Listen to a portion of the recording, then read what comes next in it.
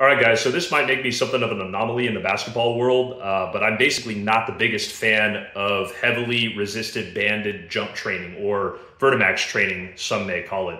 And it doesn't mean I don't think it's a great tool. I do think it's a great tool. It's just that the way we see it cued exercise-wise and set up by most coaches actually can make athletes a little bit more prone to injury, and I don't think it actually carries over to the mechanics or forces that you tend to see with in-game dunks or jumps as well. And I'll unpack both those things so it makes sense. But basically, first and foremost, I actually think most Vertimax training that you see where the coaches strap the athlete to it and say just jump actually makes you more susceptible to injury. And the reason for that is that a heavily resisted band yanking you into the ground, for the most part, totally changes the mechanics of your landing, right, on that eccentric to concentric changeover. And usually in a way that's not favorable biomechanically or as far as internal pressure management goes. So those things collectively can make you more prone to injury in the lower extremity, particularly the knee, foot, ankle, things like that. And then the second reason why I'm not the biggest fan of how most coaches cue the Vertimax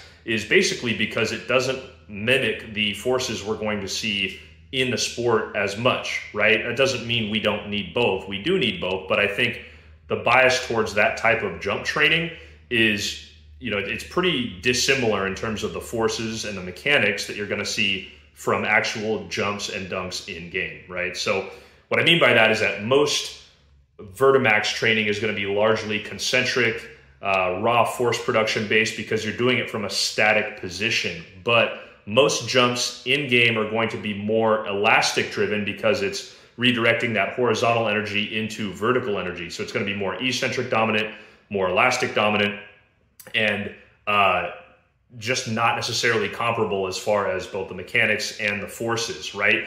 Again, it doesn't mean that we don't need both. We do need both, but in my opinion, there are better ways to load that vertical plane, get that concentric, dominant, raw force production, output stuff in a way that doesn't open you up to injury as well.